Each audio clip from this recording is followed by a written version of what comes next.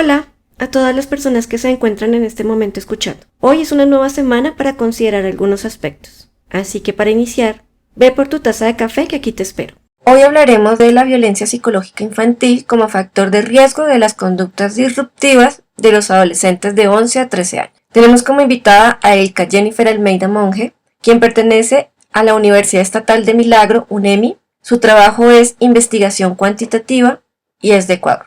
En este momento me alegra profundamente que esté hoy para conversar sobre el tema Elka Jennifer Almeida Monge, con quien hemos compartido ya una década sobre temas de educación y psicología. Hoy, ¿cómo nos encontramos después de la pandemia, Elka? Bueno, la verdad es que la pandemia nos marcó. Para todos hay un antes y un después de la pandemia. Hemos perdido amigos, hemos perdido familia. Sin embargo, yo creo que no solamente estos eventos, sino nuestra propia resiliencia ha podido contribuir para que aquello que nos ha ocurrido nos haga cada vez más fuertes. Y bueno, ahora siguiendo hacia adelante. Sí, claro. Parte del ruido que estamos escuchando en este momento es producto del Congreso Internacional de Psicología y Educación que se está realizando en este momento, y por eso los pasillos generan mucho ruido. Entonces, quiero resaltar que esta investigación también es con la compañía de las psicólogas Kerly Ángel Álvarez Cadena y Carla Gabriela Mora Alvarado, a quienes les enviamos un saludo, ¿verdad? Sí, efectivamente, nosotros hemos venido trabajando con ellas conjuntamente en investigaciones relacionadas a psicología y a educación. Refiriéndonos al texto, cito a continuación: las conductas disruptivas en la infancia y la adolescencia son uno de los motivos más frecuentes de asesoramiento y atención psicológica, neurológica y psiquiátrica. Esta dimensión incluye problemas de comportamiento y problemas causados por el uso de alcohol y drogas. Mi primera pregunta es, ¿podría ampliarnos acerca de las conductas disruptivas? Claro que sí. Un poco viéndonos a nuestro contexto, los adolescentes en el Ecuador y específicamente en Milagro han mostrado un alto índice de conductas disruptivas. Existen múltiples dimensiones que nos pueden hacer notar como un factor de riesgo de estas conductas. Sin embargo, esta conducta desafiante, esta conducta de querer marcar una diferencia entre sus compañeros, pero que esta diferencia sea negativa, es la que nos hace considerar este contexto como algo que tiene que ser investigado. Teniendo en cuenta que al ignorar los límites, ¿por qué las conductas disruptivas requieren una gran atención en Ecuador? Porque nosotros estamos observando que nuestros adolescentes anteriormente tenían una forma de comportarse o un modelo de comportamiento más alineado al contexto familiar.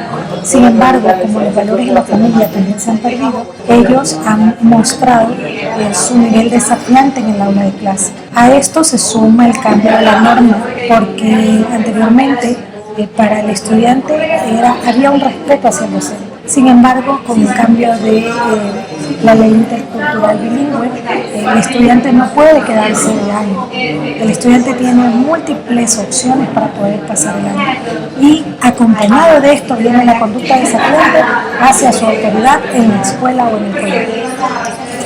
Sí, entiendo. Se percibe que las conductas disruptivas aparecen por un mal funcionamiento de las habilidades sociales, aclarando que no es un factor completamente determinante, puesto que sería discriminatorio tan solo decir que puede estar dentro de las características del síndrome de Asperger, o bien por una marcada impulsividad como el trastorno de déficit de atención con hiperactividad o sin hiperactividad, o también por dificultades temperamentales como el trastorno de conducta infantil o componentes emocionales muy arraigados relacionados con la rabia, trastorno negativista desafiante. Entonces, frente a eso, ¿cómo se determina para diferenciar? Cuando nosotros hablamos de un trastorno como tal, tenemos características propias y muy marcadas en las que nos debemos estar muy pendientes. Estas características no solamente marcan la definición de trastorno, sino en qué momento aparecen, con qué frecuencia aparecen y en qué situaciones aparecen. Teniendo en cuenta todas estas características propias y determinadas en un manual, vienen las conductas desafiantes o las conductas disruptivas que no marcan una situación muy específica hacia un trastorno, sino más bien hacia algo de imponerme o de ser esa persona que deja de tener un compromiso hacia las actividades que debe realizar o que tenga alguna situación en la que quiera mantener su opinión o su falta de entrega hacia lo que debe hacer. Buscar romper los límites. Buscar romper los límites. Estar en ese borde Y para saber marcar hasta una dónde sí. diferencia, pero una diferencia negativa. Claro. Es interesante el giro que le da acerca del abuso psicológico, ya que por lo que interpreto de la investigación, no se va por lo que en alguna literatura se percibe frente a la pregunta anterior, sino al no ser tangible el abuso como el físico, no tiene mayores repercusiones cuando está visto, que la infancia es quien más adolece de este tipo de tratos, que luego se vuelven esquemas de réplica dentro de las comunicaciones con los pares y se interioriza en la adultez. Por lo cual es extremadamente difícil poder llegar a un apego equilibrado y viene lo que desencadena posteriormente, tanto para sí como su interpretación de lo que es la comunicación con los demás. Entonces, ¿considera que el compromiso gira en los patrones de crianza? Efectivamente, nosotros hemos podido demostrar en el estudio que la violencia psicológica a la que son víctimas estos niños y adolescentes por parte de sus padres marca una situación muy importante como factor de riesgo de esta conducta violenta. Es decir, que si de alguna manera mis padres no son comunicativos, no generan mis habilidades sociales, luego yo no voy a poder demostrarle a mis padres. Adicional a eso, el mismo rechazo es el rango más alto que nos hace identificar las características más relevantes de las conductas violentas. Es decir, que si mis padres me rechazan, o más bien si mis padres me minimizan o no son capaces de pensar que yo como adolescente puedo llegar más allá, entonces voy a mostrar una conducta disfuncional. Entiendo. Citando su artículo, se puede decir que existe una estrecha relación entre la familia y el entorno social, escolar también, ya que son escenarios de socialización que involucran en el juego de los conflictos generados. Los y las niñas y niños o adolescentes que viven la violencia doméstica están marcados por consecuencias a largo plazo. Coincide, por tanto, con Devani, ¿sí? 2015, en considerar insignificante la edad de la persona afectada o su sexo, ya que todas las personas padecen tener o presentar problemas de la conducta. De alguna manera hemos comprendido que por un lado la comunicación que se maneja conlleva códigos que pueden ser abusivos, sin entrar en el terreno de lo físico o lo sexual, que es mucho más denso de escribir si nos enfocamos solo en cómo nos comunicamos. El significado que le damos a las palabras e incluso los silencios están cargados de violencia. Ahora, los juegos en la escuela, dentro o fuera del aula, la comunicación con sus pares, dentro o fuera del aula, se permite la libertad de expresión que siempre va en constante detrimento de los demás, lo cual conlleva a pensar que la educación ha fallado en cuanto a que es copartícipe cuando se enfoca en la adquisición de conocimientos y no en lo que en el entorno acontece, que es igualmente relevante y revelable. Efectivamente, para iniciar con la primera pregunta, nosotros hemos hecho una relación directa con la familia, los estilos de apego. El apego seguro nos ha sido demostrado que permite una mayor interacción de los niños entre sus pares, incluso con otros adultos, porque ese apego seguro nos hace, como niños o como adolescentes, tener claro de qué somos capaces y hacia dónde podemos llegar. No se equivocaba Bandura en mencionar que el aprendizaje era una imitación, y ese aprendizaje que tiene el niño lo que hace es replicar lo que aprende en valores, lo que aprende en interacción con sus padres, lo va a replicar con sus pares.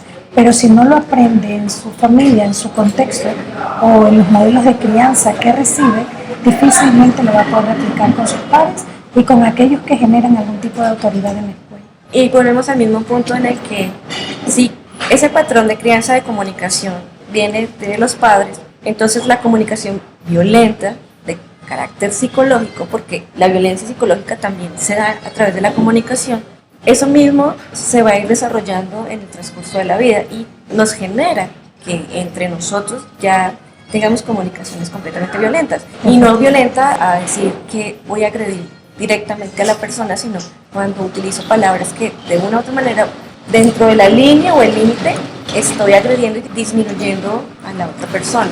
Sí, de hecho fue muy interesante el tema de la investigación, porque nos podemos dar cuenta que inclusive el uso de las palabras inadecuadas por parte de los padres y aún el silencio de los padres hacía que de alguna manera los niños sientan ese rechazo por parte de ellos. Y al sentir ese rechazo es lo que ellos van a demostrar hacia los otros. Si son violentos conmigo, mis padres, al final termino siendo violentos con otros, con mis padres o con mis autoridades externas.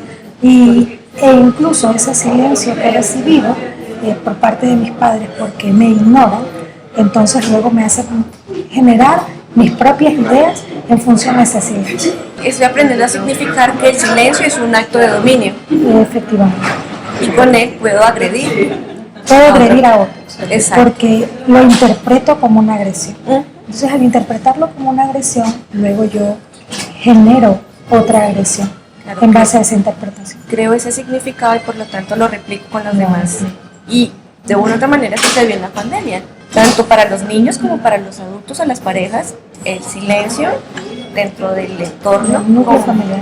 Como acto de dominio. Eso es muy interesante porque aunque nosotros hicimos el estudio, el levantamiento de información post pandemia, pudimos darnos cuenta de que la afectación en la familia o esta violencia marcada en el núcleo familiar se generó o se pudo notar aún más porque los niños pasaron mucho tiempo con sus padres en casa y aprendieron desde casa, no solamente lo que el contexto escolar les brindó, sino más bien el hecho de estar en casa con un padre que tenía que hacer el apoyo académico y que en muchos casos no todos tienen la habilidad o no todos conocen y lo que hacían era frustrarse.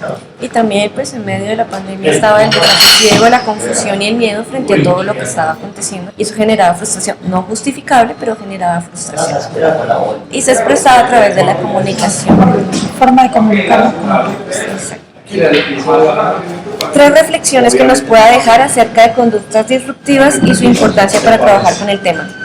Bueno, nosotros tenemos como brecha de esta investigación que las conductas disruptivas pueden ser analizadas desde otros aspectos. Uno que no hemos abordado es que existirían otros factores de riesgo como el aprendizaje de otros entre compañeros, cómo aprendo a ser violento de los que son violentos conmigo, y eso es importante considerarlo en futuras investigaciones. Adicional a esto, nosotros tenemos que tener en cuenta que cuando moldeamos al adolescente, cuando educamos al adolescente y cuando evitamos como familia, como escuela, como contexto social, vamos a tener un mejor ser humano, porque vamos a tener un adulto capaz de controlar sus emociones y de no mostrar de manera abrupta cuando tiene ira o cuando se siente molesto o cuando desea ser agresivo con los demás. Y lo más importante aún es que no olvidemos que la familia es el centro de la sociedad, es el eje que forma y que deforma. Y que para que pueda formar y formar mejor, la familia debe ser siempre educada. En realidad, el objetivo último de nuestra investigación será establecer manuales de crianza para que los padres tengan estrategias que les permitan interactuar mejor con sus hijos. Dos cosas importantes que debo resaltar de la investigación, y una es que ustedes nos enfocaron, como lo dije al principio, en que las conductas disruptivas provienen de los trastornos que mencioné, porque normalmente se clasifica y pues con esta necesidad de poder clasificar al otro, que es un problema que tenemos dentro de las ciencias de la salud, ustedes se enfocaron en el tema de la comunicación, y eso es bien importante y bien relevante de considerar. Y lo otro es que, como mencionaba, poder desarrollar manuales o planes de contingencia o planes de prevención para los padres es bien importante, y que educar no es enseñarle a contener sus emociones, sino a saber expresarlas sin que se dañe y dañe a los demás. Sí, aquí hay algo muy importante que nos ha enseñado la investigación. Pues bueno, nosotros ya tenemos algún tiempo haciendo este tipo de investigaciones, sin embargo, cada una nos deja un nuevo aprendizaje. Y el tema de gestión de emociones es uno de ellos. Un término que era para mí desconocido o poco utilizado. Pero si el niño aprende a gestionar sus emociones, no es cambiarlo, es que él sepa cómo manejar aquello que va a tener, frustración, miedo, ira. Al niño se le va a presentar. Pero si nosotros educamos a este niño para que aprenda a gestionar eso, sus conductas van a ser distintas y él va a tener una mejor calidad de vida. Claro, no comparto la palabra gestión, pero sí comprendo lo que me está diciendo porque siempre me genera conflicto las palabras que de una u otra manera tienen que ver con un contenido como económico, gestión. Pero sí, es lo que estábamos hablando, sobre aprender a expresar de manera adecuada sin dañarse y dañar a los demás, que básicamente sería lo ideal para una convivencia sana. Armónica. Finalmente me quedo con esta cita que está en su artículo. El presente trabajo permite evidenciar que la violencia psicológica es un factor de riesgo para la generación de conductas disruptivas en el aula, lo que se manifiesta estadísticamente con las tablas de análisis, con la variable rechazo correspondiente a la violencia psicológica en el núcleo familiar como factor de riesgo altamente significativo sobre el grado de responsabilidad y bajo compromiso correspondiente a la característica de conductas disruptivas. Asimismo, la relación altamente significa entre rechazo y desobediencia de las normas que evidencian que la violencia psicológica en el núcleo familiar es uno de los factores de riesgo predominantes sobre las conductas disruptivas.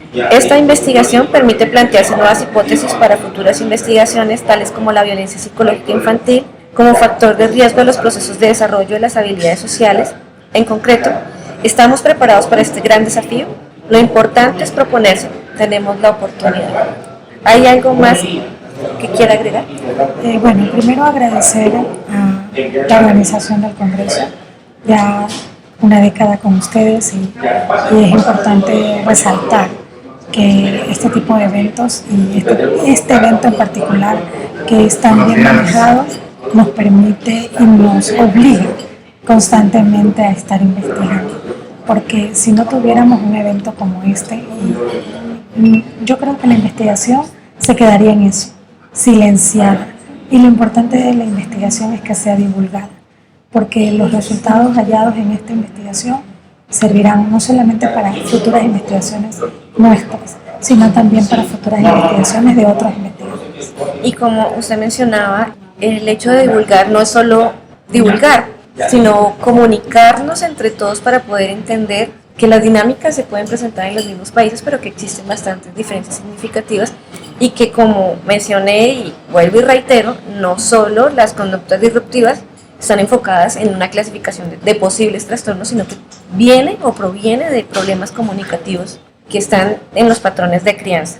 Sí, algo adicional que quiero agregar aquí, y es precisamente que al no enfocarnos en la conducta disruptiva como un trastorno, estamos evitando que a ese niño o adolescente se le ponga una etiqueta y que dentro del salón de clase sea visto como parte no normal de su conducta, pero sí una parte que podemos manejar como educadores.